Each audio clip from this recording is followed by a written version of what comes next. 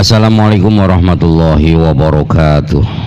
Semangat pagi sedulur Kudus dan sekitarnya. Jumpa lagi dengan saya Tumenggung Fikri, juru kunci pojok kota Kretek, centininews.co.id. Kita akan terus memahamkan masyarakat dengan dialog. Jadi banyak hal ada di sini tentu.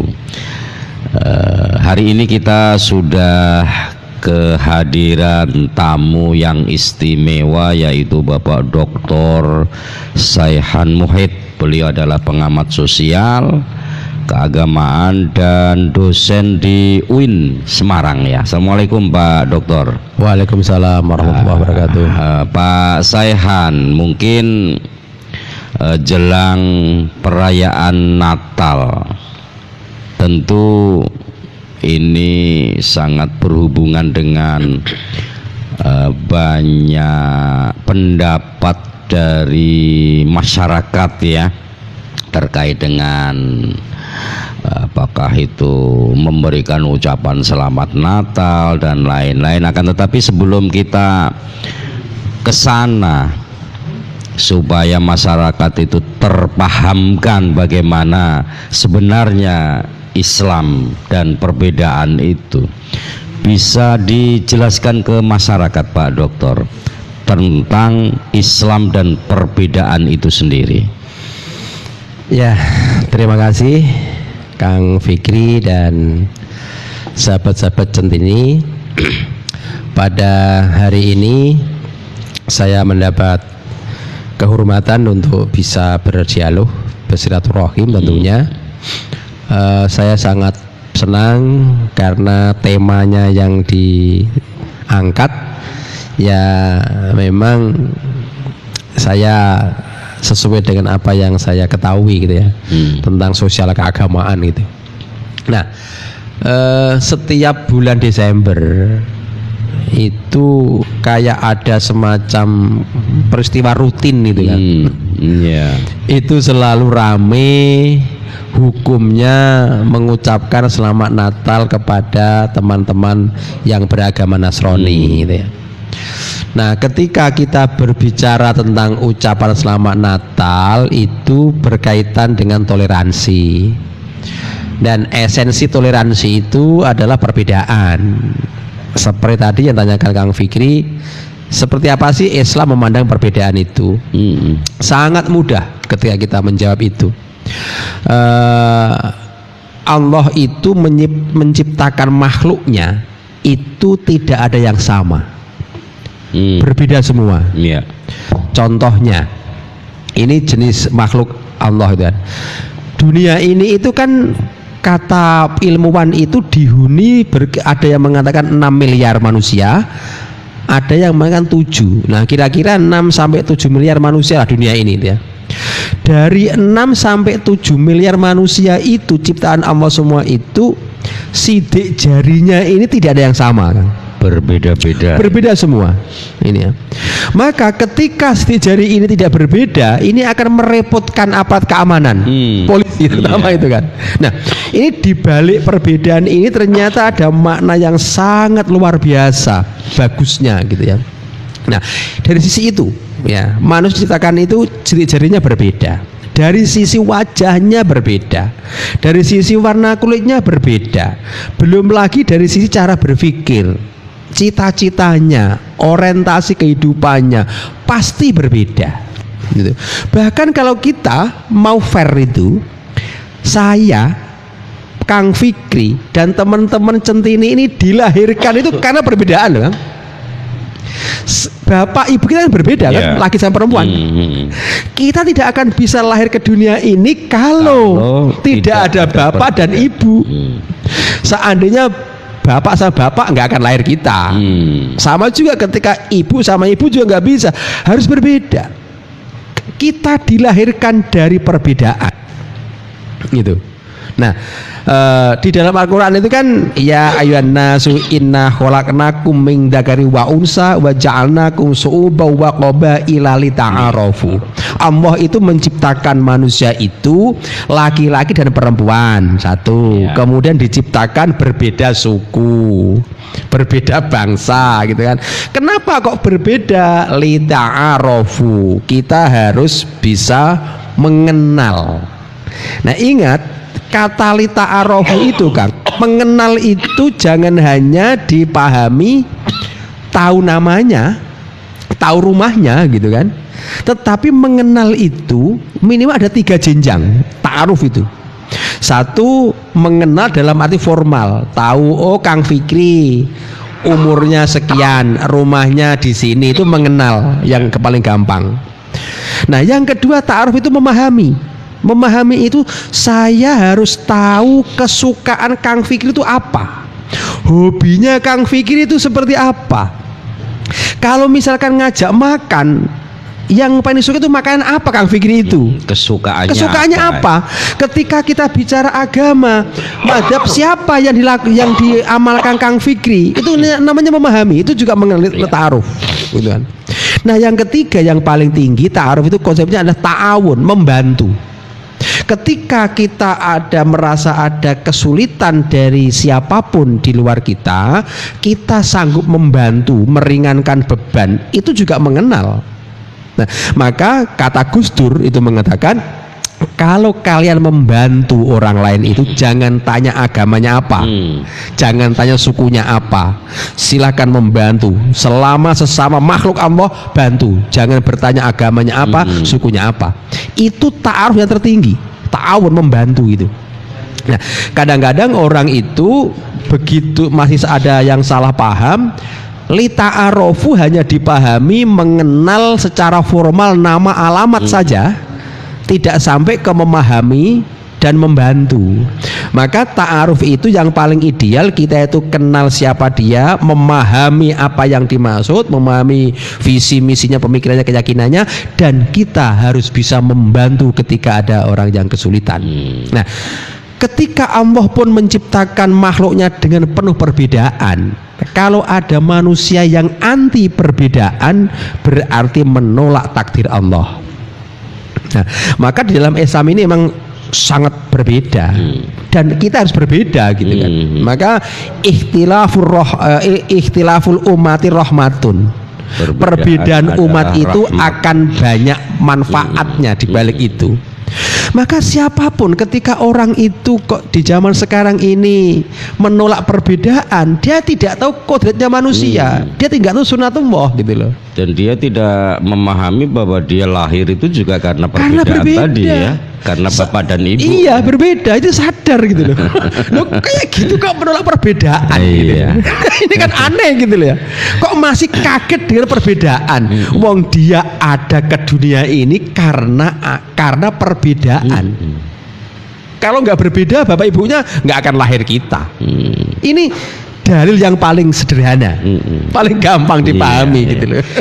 Jadi seperti halnya yang dilakukan oleh Kanjeng Sunan Kudus ya, Syekh Ja'far Shadiq, begitu beliau menanamkan pondasi toleransi yang luar biasa ya. Artinya mungkin secara spesifik beliau melarang ya menyembelih sapi karena menghormati orang yang meyakini bahwa sapi itu adalah sesuatu yang dimuliakan. Kemudian dari wujud bangunan menara sendiri itu juga salah satu indikator bahwa Kanjeng Sunan Kudus itu betul-betul meletakkan pondasi toleransi yang begitu luar biasa kan begitu. Menurut Pak Saihan bisa diceritakan itu? Kalau persoalan Kanjeng Sunan Kudus ini kalau Kanjeng Sunan itu kemudian mengajarkan toleransi itu jelas semua orang tahu gitu ya. Yang ingin saya sampaikan bahwa masih ada sebagian masyarakat saudara kita itu yang masalah persepsi, larangan untuk menyembelih sapi itu bukan urusan persoalan ritual keagamaan, tetapi ini murni urusan sosial toleransi. Iya. Maka ketika Kanjeng Sunan itu ya sebenarnya melarang apa mengharap gitu ya, tidak menyembelih sapi itu kan maknanya bukan kemudian kita itu mencampur adukkan dengan ajaran agama Hindu, kan tidak gitu loh. Karena ini bukan urusan ritual keagamaan, tapi ini murni urusan muamalah, urusan sosial. Yang itu murni toleransi itu. Bagaimana kita tidak menyakiti agama lain supaya ketika orang itu menerima Islam itu dengan cara yang fair, dengan cara yang mereka sadar, sadar atas kemauan sendiri, bukan karena takut sendiri, ya, bukan karena dipaksa gitu loh. Kalau sudah begitu kan orang akan begini, oh ternyata Islam kok bagus ya, sangat menghormati gitu. Oke lah, saya tak jadi Islam lah gitu. Jadi kita itu menambah anggota Islam itu bukan dengan dipaksa, bukan dengan diancam, tapi dengan cara budaya, natural gitu ya, alamiah gitu. Dan inilah ajaran Kanjeng Sunan yang perlu kita tiru generasi sekarang di dalam berdakwah. Kalau ingin menambah saudara kita yang muslim, nggak usah diancam-ancam lah, nggak usah dipaksa-paksa, nggak usah ditunjuk-tunjuk kamu itu kafir, ahli neraka, harus gabung ke kita, kalau nggak itu nanti kamu akan selamat di neraka. Itu kan dimeden-medeni gitu kan. Buatlah cara-cara yang elegan, cara-cara yang indah gitu. Makanya tadi kembali ke toleransi di setiap jelang Natal dan Tahun Baru ini kan selalu menjadi polemik ya. Jadi mengucapkan atau memberikan ucapan selamat dan Natal ini bukan sesuatu yang berhubungan dengan akidah, kan begitu. Bahkan ada yang lebih keras lagi bahwa ketika mengucapkan selamat hari Natal kepada orang-orang Kristen atau kaum Nasrani ini, sama halnya mereka sudah ikut Kristen. Menurut Pak Saihan, supaya masyarakat ini jadi terpahamkan begitu. Ya, gini. Yang pertama, persoalan ucapan selamat Natal itu dari kita Muslim kepada saudara kita yang Nasrani itu sebenarnya tidak ada kaitannya dengan ibadah. Ini yang perlu kita catat. Jangan sampai dibawa-bawa membuat argumentasi yang kurang pas bahwa mengucapkan selamat Natal itu bagian dari agama. Tidak, gitu ya. Itu adalah bagian kita menghormati toleransi. Orang menghormati itu kan caranya macam-macam kan. Satu, ada orang yang menghormati itu misalnya ketika berjalan di depan orang tua, kemudian saya menunduk kepala, saya Mbak berdiri. Ini cara menghormati. Kemudian yang kedua, ketika kita punya gawe, punya hajat, mantu atau nyunatkan anak kita itu dengan tetangga kita kula nyuwun sowan tetangga badhe ngrepoti Pak pinjang tanggal ini saya punya hajat ini mau ngrepoti rumahnya. Ini contoh menghormati. Kemudian yang ketiga, menghormati dengan cara mengucapkan ketika Kang Fikri jadi bupati, saya mengucapkan Kang Fikri selamat jadi bupati. Ini bentuk penghormatan saya kepada Kang Fikri, gitu. Nah sama juga ketika ada teman-teman yang barusan menikah, saya mengucapkan selamat menempuh hidup baru. Semoga samawa, gitu. Ini penghormatan. Sama juga ketika teman-teman yang Nasrani itu merayakan hari besar, kita mengucapkan selamat merayakan hari Natal. Semoga kita semua mendapat keselamatan. Ini bentuk penghormatan. Tidak ada kemudian dimaknai kemudian mencampur adukan urusan agama Islam dengan Nasrani, tidak. Sama halnya ketika saya mengucapkan selamat Kang Fikri menjadi bupati, itu bukan berarti mencampur adukan urusan saya dengan Kang Fikri, tapi murni menghormati jenengan jadi bupati, selamat Kang, semoga sukses. Penghormatan itu satu. Maka ini yang murni penghormatan, gitu ya. Tidak ada urusan dengan akidah. Ketika ada orang yang ngomong, "Oh, itu kan kalau mengucapkan sama Natal itu sama juga mengakui Yesus itu anak Tuhan."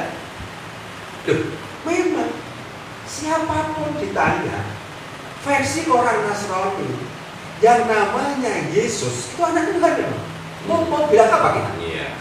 Ketika saya mengatakan ya Yesus itu anak Tuhan versi agama Nasrani, bukan berarti kemudian saya itu meyakini dan iman saya hilang, tidak, gitu kan? Karena ucapan itu akan mengaruhi tentang keimanan, akan merubah status hukum itu ketika diikuti dengan syarat tertentu, tidak hanya ngomong saja, gitu. Termasuk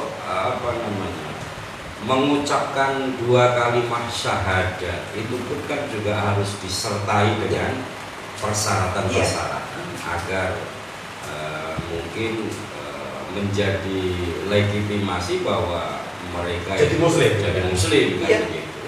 Maka kan saya pernah menyampaikan itu, teman-teman Nasrani itu mau membaca sholawat 1 hari 10 kali itu belum tentu menjadi muslim.